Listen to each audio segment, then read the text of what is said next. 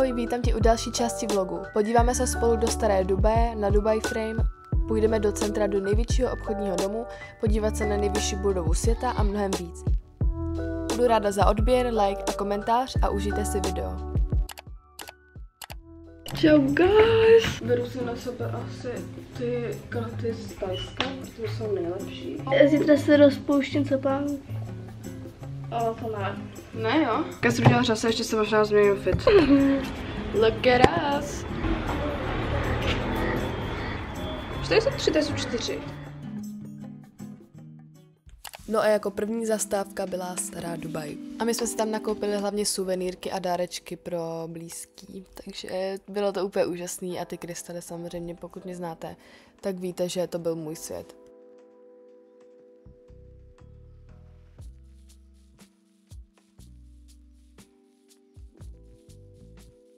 No a já vám teďka tady k tomu povím nějaký zajímavosti, abyste věděli. Všude byly úzké uličky, hliněné domy a tradiční větrné věže, které fungovaly jako přirozená klimatizace. A to dlouho předtím, než přišla elektřina.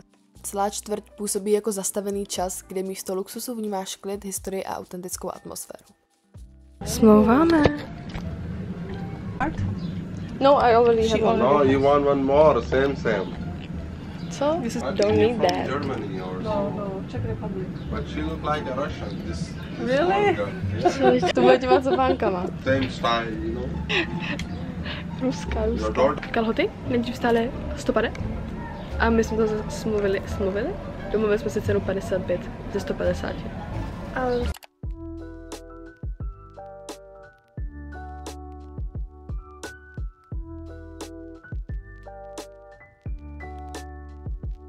Tak můžu ochutnat. ne, já si to chci vyfotit. Říkal, co asi.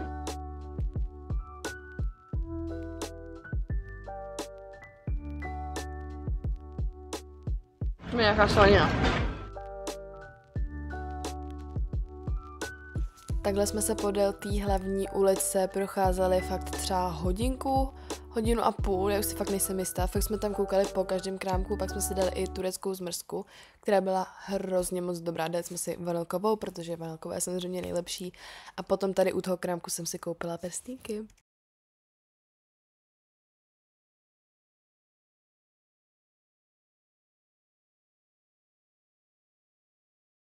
Máme 3 prstínky na 100 těch jejich, i když by to na stálo 150 a mám ještě kamínek zdarma.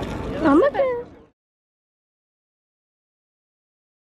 Tak je tam možnost se projet malou dřevěnou lodí, takzvanou Abrou, a projet se po dubajském Creeku s výhledem přímo na starou Dubaj z vodní hladiny. Dubajský Creek je místo, kam kdysi připlouvaly lodě s kořením, perlemi a textilem. A když se projedeš dál, dostaneš se k tradičním trhům, kde to voní po šafránu a kadidlu, nebo si můžeš dát arabskou kávu v historickém dvoře. Dubaj bývá označována jako City of Gold kvůli tomu, že Dubaj je jeden z nejznámějších míst na světě pro nákup zlata a často za velmi výhodné ceny. A to díky tomu, že tam nejsou tak vysoké daně, clo nebo přirážky za značku a platí se hlavně za váhu a ryzost, ne za marketing. Nejznámějším místem je Gold Souk, což je tradiční zlatý trh, ve kterém jsme byli i my. Musela jsem si na sebe dát střípec, který moc nedrží, ale teďka jdeme do metra. Už jsme pryč z těch všech uliček, nepotřebuji brejle. Já mám pořádně úplně spálený ksicht. Shine bright like a diamond. Věc, která mě na Dubaji překvapila asi nejvíc, bylo to, že v metru nejsou žádný řidiči a vy si můžete stoupnout úplně dopředu a koukat přímo ven z toho. Což je prostě neskutečný. Vážně nejsou žádný řidiči, je to prostě bez řidiče, halo. Vlaky jezdí sami, přesně a tiše a celé metro je čistý, klimatizovaný a bezpečný. Máme tady mekáč a jenom jsem vám chtěla ukázat, jak moc velký hranolky oni tady dělají.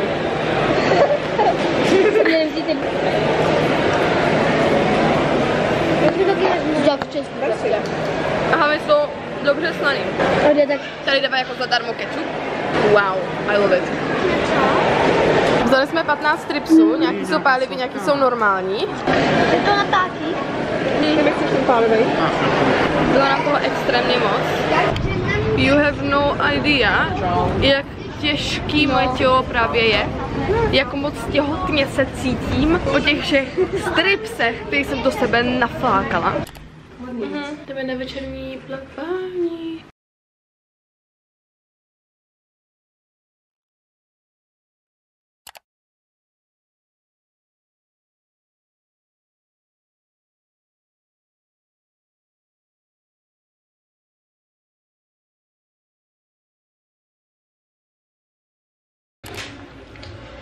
Beru tašku, beru vás, beru košili.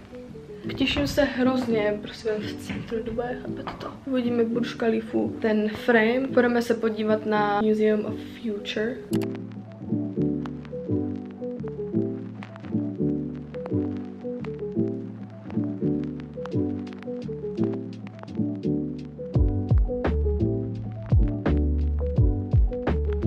To je hrozně vysoký, oh my god.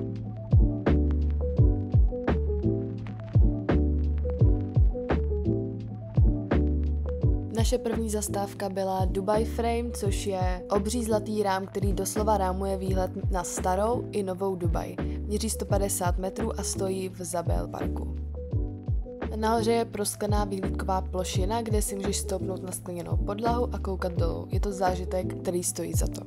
Uvnitř je taky výstava o minulosti i budoucnosti Dubaje, která je na začátku a na konci.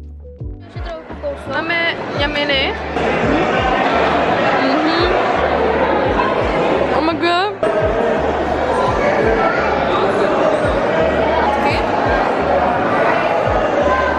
To je mega čokoládě.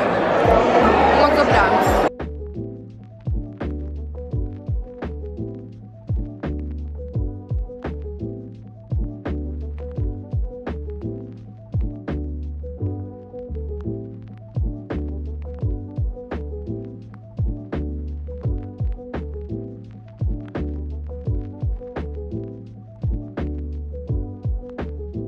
Tak my už jsme odešli, za mnou vidíte ten dubajský frame.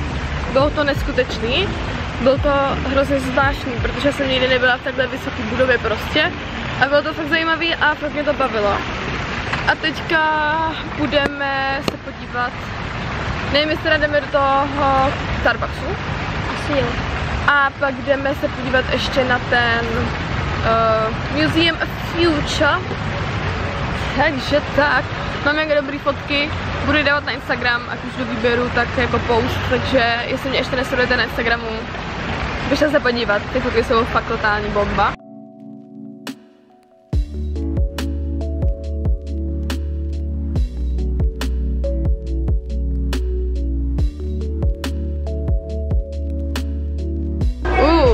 Máma těžce vybírá. Mám objednanou maču.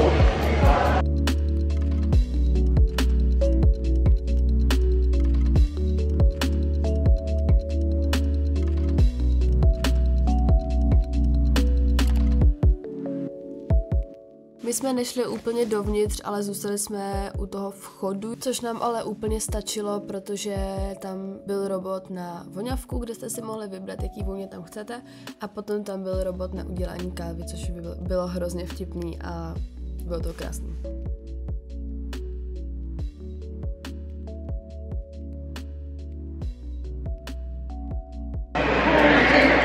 Od kdy ryby lítají?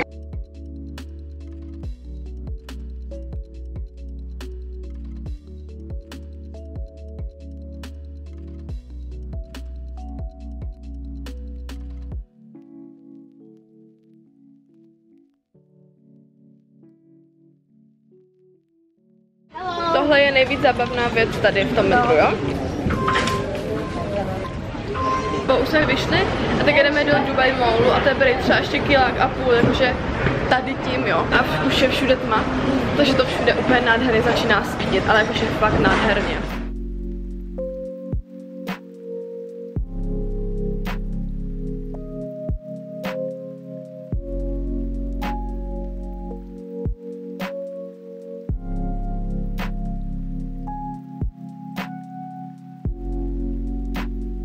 Obrovský. Mňam.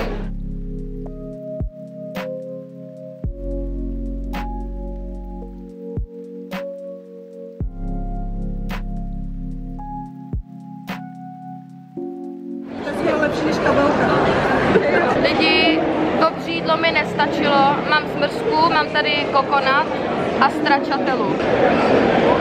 Je mega dobrá. Stračata? Padám z toho.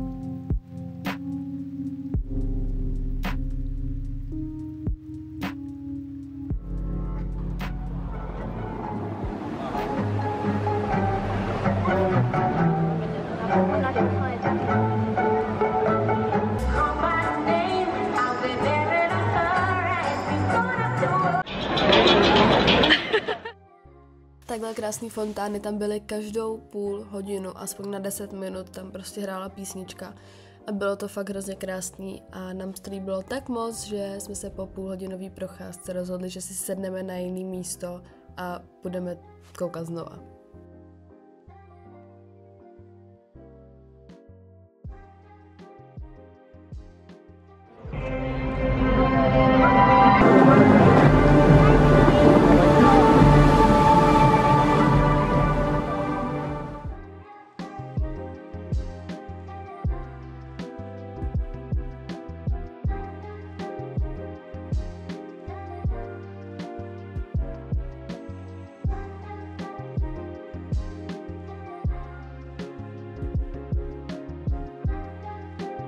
Dárečky.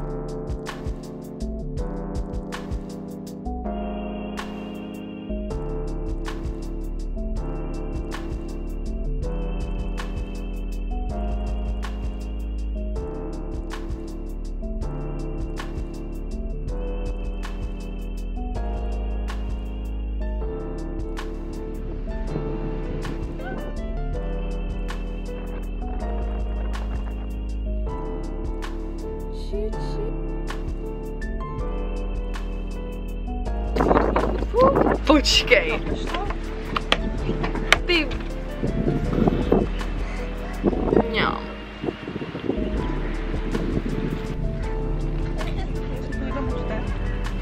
My jsme se trochu osprchli, v takovémhle stavu jsou mé vlasy. Takže kšiltovka to zachraňuje, skřipec, jsem ráda, že drží. Je 17:30. Takže 6:30 nebo v 7 budeme. A to jsme... Až na to, že vůbec, protože jsme docela dlouho čekali na taxíka, ani nevím, jaký byl problém, ale prostě to nějak nejelo.